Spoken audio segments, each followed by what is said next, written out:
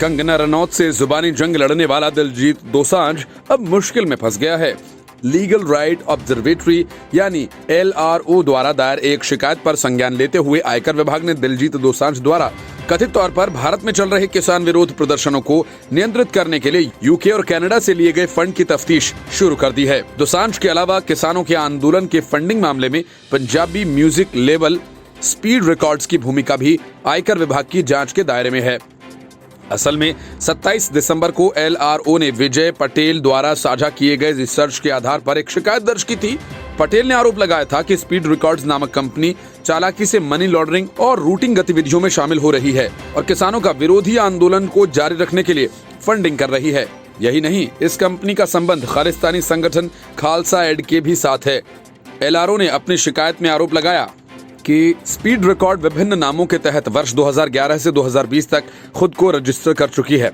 ये कंपनी एक ही पते और पदाधिकारी के साथ रजिस्टर्ड है और इसके पदाधिकारी के रूप में काम करने वाले कर्मचारी संदिग्ध गतिविधियों में लिप्त हैं। कंपनी ने भारत विरोधी गतिविधियों में भारतीयों को भी शामिल किया है, जैसे कि CAA विरोधी दंगे और अब किसान आंदोलन। LRO का कहना है कि ये ध्यान दिया जाना चाहिए कि इस लुप्त हो रही कंपनी के कुछ मामले में और इसके पदाधिकारियों के एक विस्तृत नेटवर्क को देखा गया, जो सरकारी संस्थाओं की आंख में धूल झोंकने के विचार के साथ स्थापित किया गया है।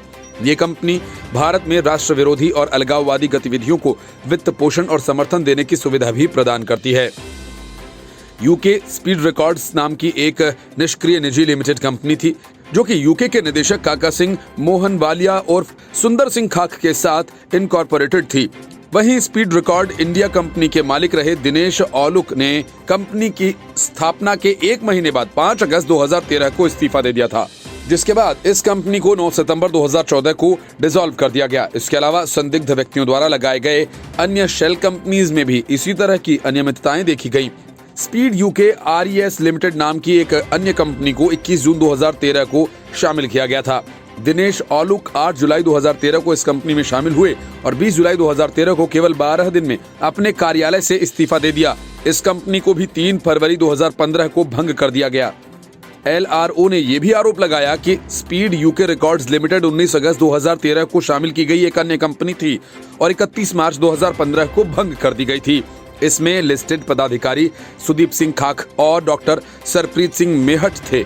वहीं स्पीड रिकॉर्ड्स लिमिटेड नामक एक अन्य कंपनी को 20 जुलाई 2020 को केवल एक निदेशक डॉक्टर गुरप्रीत सिंह धमरत के साथ शामिल किया गया था। LRO ने अपनी शिकायत में अभिनेता सिंगर दिलजीत दोसांझ द्वारा देश में चल रहे किसानों के आंदोलन का समर्थन करने के लिए दिए गए पैसों पर भी सवाल उठाए।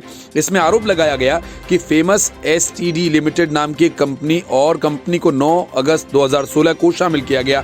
इसके डायरेक्टर्स सुदीप सिंह खख और दिलजीत सिंह थे।